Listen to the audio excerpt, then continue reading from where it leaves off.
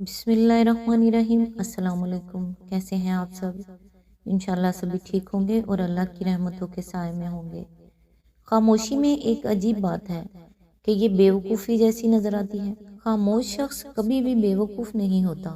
चालाकी को हमेशा ज़ोम रहता है कि इसका सुराग कोई नहीं लगा सकता। जो कभी छुपती ही नहीं, हक छीन लेने से हक नहीं छीनता।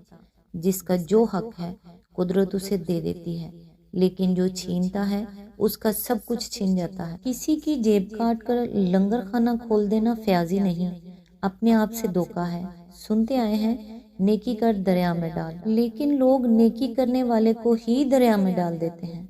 मौला ने कब फरमा दिया था, जिस पर एहसान करो उसके शर से बचो। हमारे लिबास से लेकर गज़ा तक सब महज़ब है, बस हम ही गैर महज़ब हैं। 10 का नोट फ़कीर भी नहीं लेता और हम मस्जिद के चंदा बॉक्स में डालकर इमाम और मोज़न की कारकर्दगी पर नुक्ताचीनी अहम फरीज़ा समझते हैं। बाल सफ़ेद हो गए हैं और दिल बदस्तूर काले। नमाजें जमात से पढ़ते हैं, लेकिन चेहरों पर लिखी दर्द की तहरीरें नहीं पढ़ पाते। सबको इज्जत चाहिए, लेकिन कोई भी देना नहीं चाहता। मेरी बातों पे थोड़ा सा गौर ज़रूर कीजिएगा प्लीज़। आज इंशाल्लाह सूरह हूद की आयत नंबर 46 से स्टार्ट करेंगे। औज़ुबिल्लाहि मिनश शैतानिर रजीम, बिस्मिल्लाहिर्रहमानिर्रहीम। जवाब में इरशाद हुआ, ए नूह अलैहिस्सलाम, वो तेरे घर वालों में से नहीं है, वो तो एक बिगड़ा हुआ काम है। लिहाजा तू उस बात की मुझसे दरख्वास्त ना कर जिसकी हकीकत तू नहीं जानता। मैं तुझे नसीहत करता हूँ कि अपने आप को जाहलों की तरह ना बना ले। इसकी तफसीर है, ये ऐसा ही है जैसे एक शख्स के जिस्म का कोई अज़ू सड़ गया हो और डॉक्टर ने इसको काट फेंकने का फ़ैसला किया हो। अब वो मरीज़ डॉक्टर से कहता है कि ये तो मेरे जिस्म का एक हिस्सा है, इसे क्यों काटते हो? और डॉक्टर उसके जवाब में कहता है कि ये तुम्हारे जिस्म का हिस्सा नहीं, क्योंकि ये सड़ चुका है।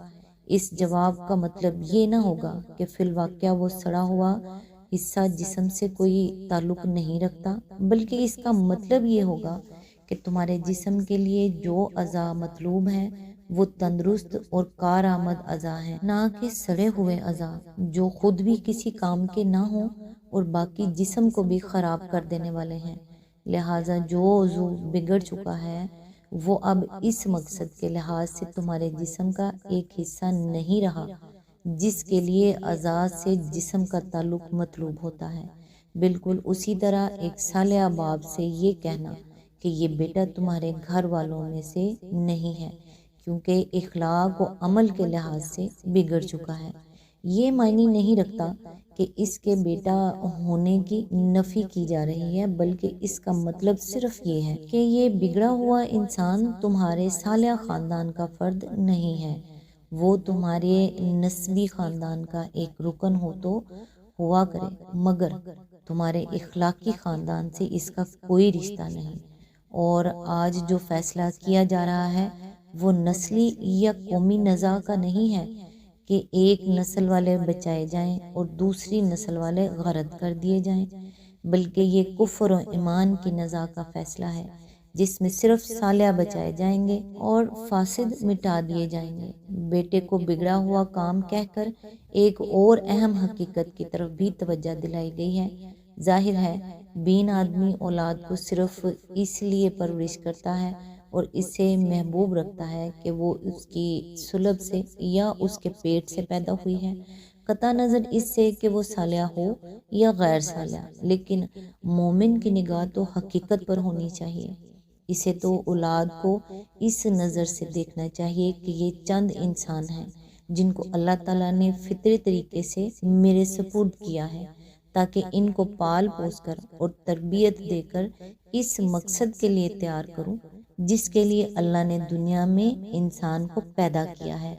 अब अगर उसकी तमाम कोशिशों और मेहनतों के बावजूद कोई शख्स जो उसके घर पैदा हुआ था इस मकसद के लिए तैयार ना हो सका और अपने उस रब ही का वफादार खादिम ना बना जिसने उसको मोमिन बाप के हवाले किया था, तो उस बाप को ये समझना चाहिए कि इसकी सारी मेहनत और कोशिशें ज़ाया हो गई। پھر کوئی وجہ نہیں کہ ایسی اولاد کے ساتھ اسے کوئی دلی وابستگی ہو۔ پھر جب یہ معاملہ اولاد جیسی عزیز ترین چیز کے ساتھ ہے تو دوسرے رشتہ داروں کے متعلق مومن کا نقطہ نظر جو کچھ ہو سکتا ہے ہو۔ ظاہر ہے ایمان ایک فکری و اخلاقی صفت ہے۔ مومن اسی صفت کے لحاظ سے مومن کہلاتا ہے۔ دوسرے انسانوں کے ساتھ مومن ہونے کی حیثیت سے اس کا کوئی رشتہ بجز اخلاقی و ایمانی رشتے کے نہیں ہے۔ گوشت پوست کے رشتہ دار اگر اس صفت میں اس کے ساتھ شریک ہیں تو یقیناً وہ اس کے رشتہ دار ہیں، لیکن اگر وہ اس صفت سے خالی ہیں تو مومن محض گوشت پوست کی حد تک اس سے تعلق رکھے گا، اس کا قلبی و روحی تعلق اس سے نہیں ہو سکتا۔ اور اگر ایمان و کفر کی نظام میں وہ مومن کے مد مقابل آئیں تو اس کے لیے وہ اور اجنبی کافر یکساں ہوں گے۔ آیت نمبر 47۔ نوح علیہ السلام نے فوراً عرض کیا، اے میرے رب، میں تیری پناہ مانگتا ہوں اس سے کہ وہ چیز تجھ سے مانگوں جس کا مجھے علم نہیں۔ اگر تو نے مجھے معاف نہ کیا اور رحم نہ فرمایا تو میں برباد ہو جاؤں گا۔ اس کی تفسیر ہے، اس ارشاد کو دیکھ کر کوئی شخص یہ گمان نہ کرے کہ حضرت نوح علیہ السلام کے اندر روح ایمانی کی کمی تھی یا ان کے ایمان میں جاہلیت کا کوئی شائبہ تھا۔ اصل بات یہ ہے کہ انبیاء بھی انسان ہی ہوتے ہیں اور کوئی انسان بھی اس پر قادر نہیں ہو سکتا کہ ہر وقت اس بلند ترین معیار کمال پر قائم رہے جو مومن کے لیے مقرر کیا گیا ہے۔ بسا اوقات کسی نازک نفسیاتی موقع پر نبی جیسا اعلیٰ و اشرف انسان بھی تھوڑی دیر کے لیے اپنی بشری کمزوری سے مغلوب ہو جاتا ہے، لیکن جو ہی کہ اسے یہ احساس ہوتا ہے یا اللہ تعالیٰ کی طرف سے احساس کرا دیا جاتا ہے کہ اس کا قدم معیار مطلوب سے نیچے جا رہا ہے، وہ فوراً توبہ کرتا ہے اور اپنی غلطی کی اصلاح کرنے میں اس ایک لمحے کے لیے بھی تامل نہیں ہوتا۔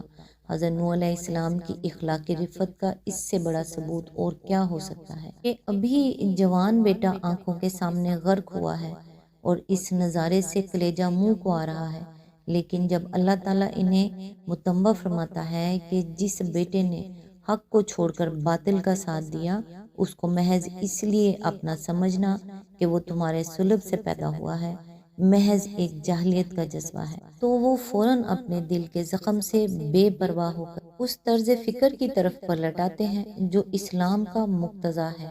پسرے نوح کا یہ قصہ بیان کر کے اللہ تعالیٰ نے نہایت موثر پیرائے میں یہ بتایا ہے کہ اس کا انصاف کس قدر بلاگ اور اس کا فیصلہ کیسا دو ٹوک ہوتا ہے۔